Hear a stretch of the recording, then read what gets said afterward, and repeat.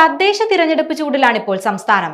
തിരഞ്ഞെടുപ്പിന്റെ നാമനിർദ്ദേശ പത്രിക സമർപ്പിക്കാനുള്ള സമയമാണിപ്പോൾ. തദ്ദേശ തിരഞ്ഞെടുപ്പിൽ കൊട്ടാരക്കര നഗരസഭയിൽ നിന്നുള്ള കോൺഗ്രസ് സ്ഥാനാർത്ഥികളുടെ പട്ടിക പുറത്തു വന്നിട്ടുണ്ട്. കൊട്ടാരക്കര നഗരസഭയിലെ 1-ാം വാർഡ് അവണൂരിൽ മത്സരത്തിനിറങ്ങുന്നത് കോൺഗ്രസ് സ്ഥാനാർത്ഥിയായ വിപിൻ രാജാണ്.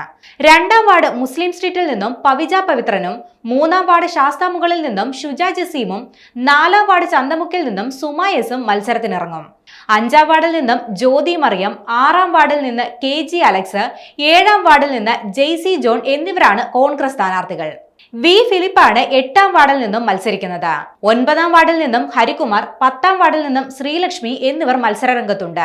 12-ാം വാർഡിൽ നിന്നും റോയ് KG, 13-ാം വാർഡിൽ നിന്നും ഷിനു ജോസ്, 14-ാം വാർഡിൽ നിന്നും ശോഭ പ്രശാന്ത്, 15-ാം വാർഡിൽ നിന്നും ജിജി ബിനു, 16-ാം വാർഡിൽ നിന്ന് ജോളി P വർഗീസ് എന്നിവരാണ് സ്ഥാനാർത്ഥികൾ. 17-ാം വാർഡിൽ നിന്നും കോൺഗ്രസ് സ്ഥാനാർത്ഥിയായി തിരഞ്ഞെടുത്തിരിക്കുന്നത് ഷീബ ജോജോയെയാണ്. 18-ാം വാർഡിൽ നിന്നും അനിൽ ETC, 19-ാം വാർഡിൽ നിന്നും ശ്രീജ നായർ, 20-ാം വാർഡിൽ നിന്നും വിജയ് സേനൻ എന്നിവരാണ് മത്സരിക്കുന്നത്. 21-ാം വാർഡിൽ നിന്നും പീറ്റർ ജോർജ്, 22-ാം വാർഡിൽ നിന്നും കണ്ണാട്ട് രവി, 23-ാം വാർഡിൽ നിന്നും ബിന്ദു ജോഷി എന്നിവരും ജനവിധി തേടും. KS ശ്രീദേവിയാണ് 25-ാം വാർഡിൽ നിന്നും കോൺഗ്രസ് സ്ഥാനാർത്ഥി.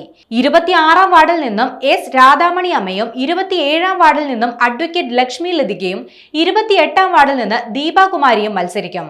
UDF സ്വതന്ത്രനായ പ്രശാന്ത് കാവുവിളയാണ് 30-ാം വാർഡിൽ നിന്നും സ്ഥാനാർത്ഥിയായി എത്തുന്നത്.